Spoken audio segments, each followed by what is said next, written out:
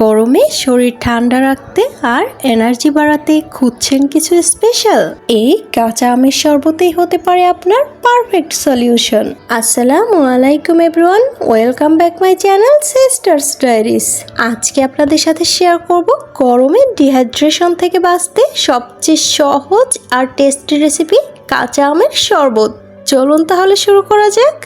কাঁচা আমগুলোকে প্রথমেই আমি খোসা ছাড়িয়ে ছোট ছোট করে কেটে নিয়েছি। চুলায় একটা পাত্রে কিছুটা পানি গরম করে নিয়েছি। এবার আমগুলোকে পানির মধ্যে দিয়ে 2-3 মিনিট সময় নিয়ে সেদ্ধ করে নেব। আমগুলো কিন্তু খুব সুন্দরভাবে সেদ্ধ হয়ে গিয়েছে। এ পর্যায়ে চুলাটা বন্ধ করে দিব। এবার একটা ব্লেন্ডার জারের মধ্যে সেদ্ধ করে নেওয়া আমগুলো নিয়ে নিলাম। সেই সাথে দিয়ে দিচ্ছি 1 টুকরো কাঁচামরিচ, অল্প কিছু ধনিয়া পাতা কুচি, চিনি স্বাদ মতো, লবণ পরিমাণ মতো, আর দিয়ে দিচ্ছি 2 চা চামচ পরিমাণে গুঁড়ো দুধ। এবার এগুলোকে খুব ভালো করে ব্লেন্ড করে নেব। এই যে ব্লেন্ড করে নেওয়া হয়ে গিয়েছে।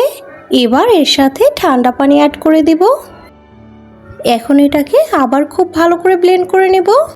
ব্যাস, তাহলেই তৈরি হয়ে গেল মন প্রাণ ঠান্ডা করা শরবত। এই গরমে সফট ড্রিঙ্কস ভুলে যান, 1 গ্লাস ঠান্ডা ঠান্ডা কাঁচা আমের শরবতেই করবে আপনাকে একদম ফ্রেশ। প্রতিনিয়ত এরকম মজার রেসিপি আরও পেতে হলে চ্যানেলটা সাবস্ক্রাইব করে আজই যুক্ত হয়ে যান সিস্টার্স ডায়েরিজের সাথে। আজকের মতো এ পর্যন্ত, আল্লাহ হাফেজ।